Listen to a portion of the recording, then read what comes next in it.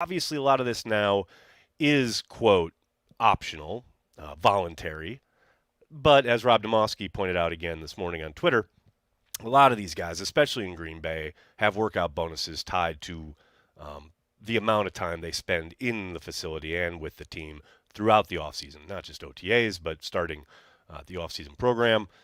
Roughly 80% of the time being spent there, attendance wise, is required for you to get those bonuses. So the Packers try to. They used to have it on almost every single contract that they signed, but agents have kind of chipped away at that now, and there's far fewer of them, though still a good number.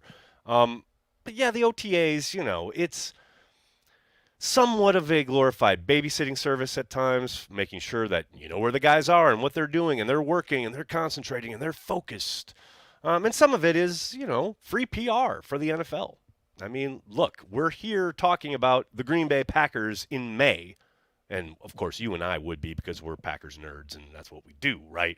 But for the totality and the entirety of the NFL, it's just yet another way, smart way, that the NFL keeps themselves in the headlines and keeps your Twitter feeds filled with breakdowns of guys in shorts making cuts on a route and oh look at his footwork and all of that, and just getting us all, getting the junkies here, the football junkies, getting us little hits and a little satiation for the real stuff to come later this summer. So the OTAs, again, not completely dismissing their value, but try to remember to take everything you see and hear about OTAs with a monster grain of salt. It's not quite the underwear Olympics, but no jobs are going to be won or lost. No guy is going to arrive in OTAs. You can glean little things, who's lining up where, who's running with the ones, things of that nature. But for the most part, any of the competition stuff, just not saying to ignore it, but try to have some perspective. I'm sure we're going to be inundated with tweets about how the young players look, and we'll all get very excited, and there's nothing wrong with that. But just try to remember that it doesn't really amount to a whole hell of a lot until those pads come on in early August. How are you all? Good to see everybody in the comments section. Everybody mixing it up. Look at this. We got people from all over the place. And hey, I've just wanted to say, I've noticed now that we've got, obviously I'm back on Twitter when I'm doing Packers Daily. And then, of course, on YouTube, on the YouTube channel. I want to say to the Facebook folks, because I've gotten a number of messages from people on Facebook who say that they feel like they can't get their voices heard, right? That because the super chats tend to dominate the proceedings, that they feel that there's not a way for them to be heard. Well, I have turned on subscriptions on my Facebook page. So if you would like, you can participate that way. By being a subscriber on Facebook, you can get 5 highlighted chats basically every single chat here. So 5 comments to highlight by being a subscriber on Facebook. So don't say I never did anything for you. But I do understand how, yes, it is very YouTube centric. So wanted to try and even the playing field a little bit for the folks on Facebook. And for everybody involved, I want to remind you to give a look at our friends over at Ticket King. You can go to the description in this video there down below. There's a link. You can find tickets for both home and away games, or you can utilize the Cheesehead TV schedule. If you go either on the website or on the app, there are links to every single game there on the schedule. You can buy from Ticket King. Don't buy from Ticketmaster. Buy from a Wisconsin-based and owned company. We love Ticket King. We want you to utilize them. We're so proud to be partners with them. Ticket King for all your Packers ticket needs. Do it, people. What's going on, folks? Hello to everybody in the chat, starting with Jason. What's up, man? Thanks for the super chat. Is Jordan Love, I think you mean if Jordan Love plays really good, what do you think is one thing that could hold this team back from making the playoffs? Consistent play on defense and or the inexperience at the skill positions on offense. There's just no doubt that both of those things are to come into play. Joe Barry clearly addressed it when he addressed the media, was it last week, regarding their inconsistency in 2022. They have all the talent in the world. And I'm not saying that they're going to come out or they even need to come out and be the 85 Bears, but they have to be much improved consistency-wise than what we saw last year. They simply cannot come out of the gate looking as completely discombobulated as they did week 1 in Minnesota in 2022. What's up? Cheerios asks, why was it a big deal when Rodgers missed? I think to some people it was a bigger deal than others. It never really kind of bothered me because we'd been down that road before. Brett stayed away his last few years as well, you know?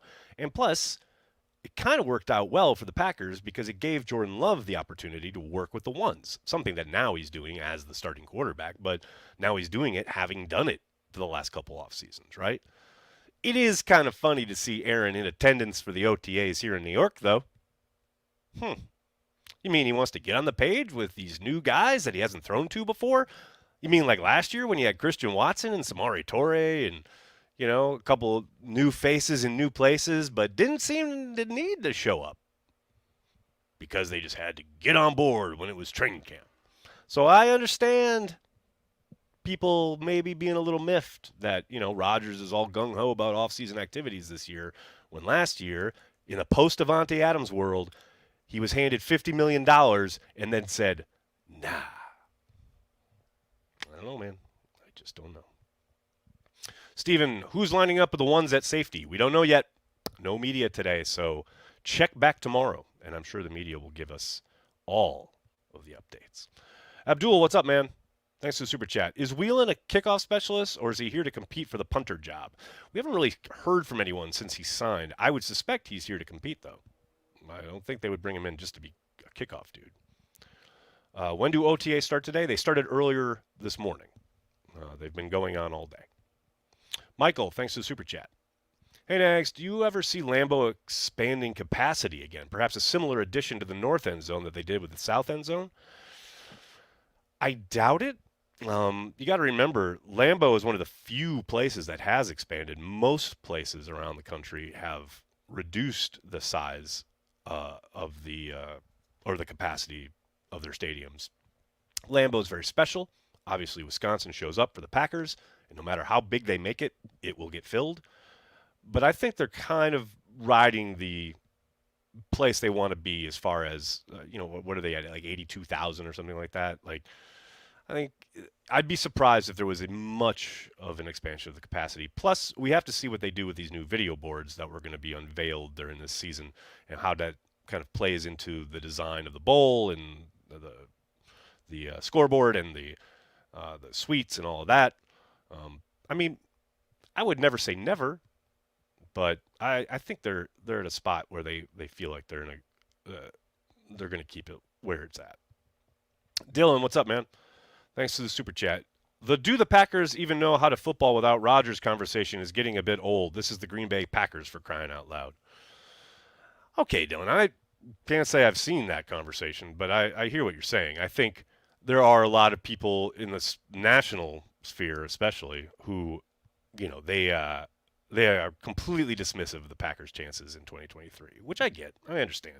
New quarterback, lots of young pieces on offense, a very inconsistent defense from last season. I understand it, man. And it's like Aaron Jones said, there's no greater feeling in the world than proving people wrong. But unfortunately for Packers fans, that's going to be the narrative until they take the field. And until they start winning, it's not going to change. So get ready, man. You're in for months of it. I wish I had a different answer for you, but that is coming. America shows up at Lambeau, not just Wisconsin. I'll say the world shows up, Gary. But yes. How many rushing yards are we predicting for Jordan Love? Ooh, Callum. Man, I don't know. That sounds like a fantasy football question, dude. I'll go with 325. How's that? I think he'll run a lot more than people are maybe thinking. Complicated fella. I like it. Coaching or scouting? So if the D fails, Goody will say it's coaching. What would you say? It should be interesting. A lot going on there, buddy. It's always a mix. It's always a mix. That's the problem with online kind of narratives and a lot of the conversations that happen around football is that it is so complex and there are so many factors and there are so many things at play. Hell, forget each game, like each down, each rep. So, yes, they need to coach better, but yes, they need to play better. And the players that are already on the roster who have the talent necessary have to play up to their standard. Last year, along with the inconsistencies and whatever faults you want to throw Joe Barry's way, you got guys like Rasul Douglas, Devondre Campbell, Eric Stokes, all of them. I'm not even going to say took a step back, but they certainly didn't come out of the gate playing the way they were playing in 2021. I don't think I'm telling any tales out of school there. I think Devondre improved as the year went on. I think Rasul improved once he got kicked back outside. Eric, obviously, unfortunately, suffered the bad injury in Detroit, but they can't afford that. Those are your best players. Those are your guys that you're counting on. They handed them big contracts because they think they're worth it. They've got to play better, especially early in the season. And I'll throw Jair in that mix too. He's one of the best in the game, one of the best in the league, but he's got to play better out of the gate than we saw in Minnesota week 1 last year. No doubt about it. And that's what I mean. Like, you can talk about Joe Barry, and we will, probably all offseason, but, the players have to play better too. It's not just the coaching. John Dorn. This comment could only come from Facebook. Rodgers threw games last year. My brother in Christ. Brandy asks, Nags, why is it beneficial to the Packers to hold open practices? Community? Brandy, did Jason Walters send you? That's what they always say. They're always like, well, it's a competitive disadvantage, or why should we? Why should you? I'm not talking to you, Brandy. I'm talking to the Packers here. You love to tout the fact that you're the, quote, only publicly owned team every chance you get. And yet, the further we go in life here, the more and more closed off the Packers become. And I understand. Yeah, no, I get it. You want to be working out in privacy. But what are you really hiding during OTAs? My God. Oh, look at the way he ran that post route. No, you'll never get that on tape.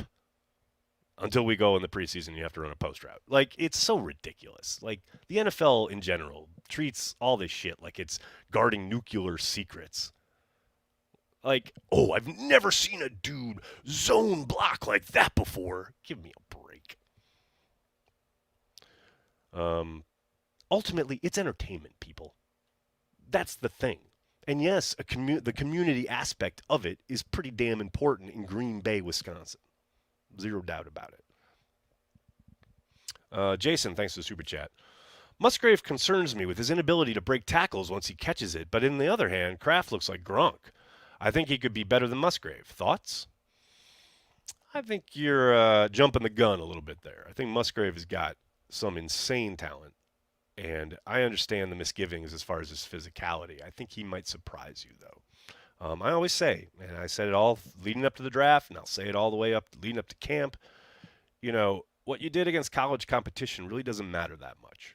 And sure, is there tape out there of Musgrave going down when he catches the ball? Sure, absolutely. Is there tape of Kraft just dominating dudes and breaking tackles? And yeah, absolutely.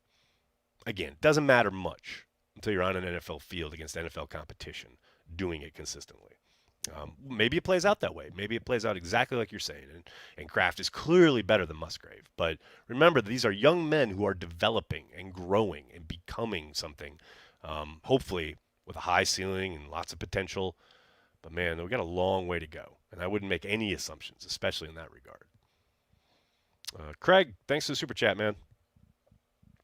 On the OTA topic, how to be an NFL player type stuff do they cover, or is that not a thing? I swear I remember reading where they do classes on money management, media relations, etc. There is some of that, Craig. Not necessarily during just OTAs, but in general, once you get drafted and get brought into the organization, they have a lot of those kind of resources available to them. But yes, that is part of it. It's not just all football, although I would say majority of it is. But yeah, there's certainly parts of that included, no doubt about it. Jeezy Baby, what's up, man? Thanks for the super chat. I saw Jordan Love was ranked the 33rd best quarterback coming into this season. No way there are 32 better QBs. My inner Cam Newton coming out. That's a good reference. Man, who cares? Who cares where Jordan Love is ranked? You know everyone's just guessing. You and I have watched every single snap Jordan Love has taken. Anyone on the national level ranking Jordan Love is sitting there going, well, I saw that one start in Kansas City and it wasn't very good. And then, oh, in Philly he looked okay. And that's it. That is the extent of their knowledge of Jordan Love. You know, I'm not saying he's going to come out there and beat Joe Montana, but yeah, I think he's going to play a lot better than most people expect, especially people making rankings of quarterbacks. That takes into no account the context of how he's starting and who he's going to be playing with. And we have no idea what the offense is going to look like as far as playbook and design and scheme. So, yeah, just, man, rankings in May of quarterbacks aren't worth the pixels they're printed with. It's pretty simple. Abdul, thanks for the super chat. Hey, Aaron, any concerns Stokes is still not back? No concerns. Not for me, anyway. He suffered a pretty damn significant injury. A couple of them, actually. People forget there were 2 injuries in that Detroit game. But no, there's been evidence of him working with the team. He's on some of those photos at the start of the offseason program where he's in the gym with the guys. And, I think it's going to be a while. I do not doubt for a moment that, he's not going to be back anytime soon. But, I don't think if you were expecting him to be ready for the start of the season, I would adjust those expectations. He suffered a really bad injury, so not surprising that he's not back yet. Oh, is it here? Joey, has it happened? Joey throwing it down? Let's go. Let's go, people. Oh, I'm just making sure. Joey, it's not that I don't trust you. Let's go. I don't want to say it until I see it. Come on now. Is that true, Joey? Did you just throw this out here just to, get me all excited? And then it's not true, and then I got to, destroy you. Come on now. Let me see it. Joey, what's so funny is I just searched, and your tweet is the only thing that comes up. So Joey is saying that The Athletic is saying that Green Bay is getting the draft in 2025. So if it's not true, blame Joey. But holy shit, I got dibs on Corey's guest room. That's all I'm saying. Schefter is confirming now. There we go. Let's go. Let's go. Got to tweet this out. Let's go, people.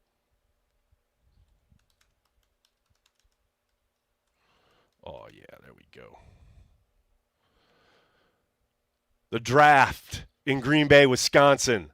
Let's go, people. That's going to be so great. That is going to be so great. That is it. That is it. Let's do it. 2025 cheese stock sale. There it is. Oh, man. That's going to be so much fun. You know what I really need Brian to do is trade back and get more 2025 picks. So there's lots of activity around the Packers. That is going to be so much fun. 2025, Green Bay, Wisconsin, the NFL draft. Book your hotels now, people. That shit's going to fill up real quick. All right. Well, that's a great place to leave it. I'm going to get going and type that up for cheeseheadtv.com. Thanks so much for joining me and hanging out and talking Packers each and every day, Monday through Friday, right here on the Cheesehead TV social channels. Please do me a monster favor. Hit like on the video, subscribe to the channel, and then tell your friends and tell your family, Cheesehead TV. We are devoted to Green Bay Packers fans worldwide.